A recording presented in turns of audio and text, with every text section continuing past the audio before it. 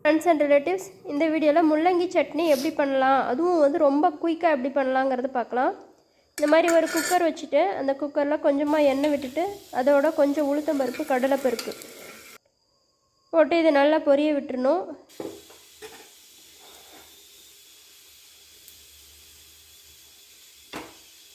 இப்போ இதோட நம்ம வந்து காரத்துக்கு தகுந்த மாதிரி வரமிளகாய் போட்டு இதோட வந்து நம்ம கருக்கி விட்டுக்கலாம்.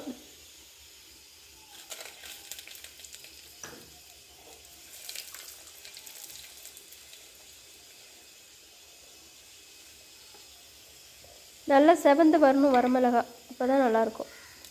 அடுத்தது கருவேப்பிலை,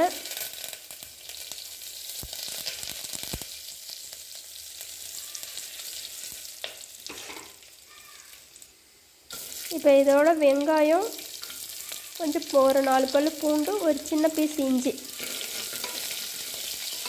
இதை சேர்த்து ஒரு கிளறி விட்டுட்டு இப்போ நம்ம வந்து நல்லா வந்து முள்ளங்கி நல்லா சீவிட்டு அரிஞ்சு வச்சுருக்குறோம், அதையும் சேர்த்துக்கலாம் இதோட.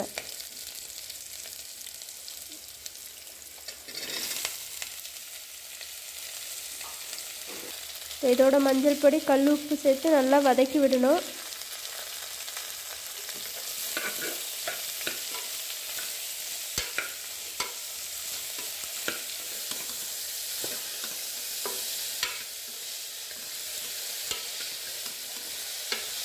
நல்லா ஒரு நிமிஷம் வந்து நம்ம வதக்கி விட்டுட்டு அதுக்கப்புறம் வந்து குக்கர்னுடைய மூடி போட்டுடலாம். மூடி போட்டுட்டு அதுக்கப்புறம் நீங்கள் 1 நிமிஷம் விட்டாலே போதும், இந்த அளவுக்கு வெந்து வந்துடும். இதில் தண்ணி எதுவுமே விடலை, நம்ம அப்படியே வந்து வேக விட்டுருக்கோம். இதோட புளி, தேவையான அளவு புளி, தேங்காய், துருவின தேங்காய், இதை ரெண்டுத்தையும் நல்லா வந்து போட்டு கலந்து விட்டுட்டு நம்ம இதை ஆஃப் பண்ணிடலாம். ஸ்டவ் ஆஃப் பண்ணிவிட்டு நல்லா வந்து ஆற விட்டுட்டு நம்ம மிக்சியில் வச்சு அரைக்க வேண்டியதான். இந்த மாதிரி சட்னி செஞ்சால் இது ரொம்ப ரொம்ப டேஸ்ட்டாக இருக்கும். நமக்கு வந்து முள்ளங்கி பிடிக்காதுங்கிறவங்களுக்குள்ளே இந்த சட்னி ரொம்ப பிடிக்கும். இந்த முள்ளங்கி ஸ்மெல்லே இருக்காது,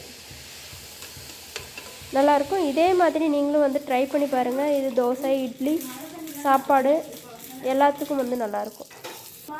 லாஸ்ட்டாக வந்து இந்த மாதிரி கடுகு, கருவேப்பிலை போட்டு நம்ம தாளித்து கொட்டிட்டோம்னா டேஸ்ட்டான முள்ளங்கி chutney ready. Okay, video watch பண்ணதுக்கு தேங்க்யூ.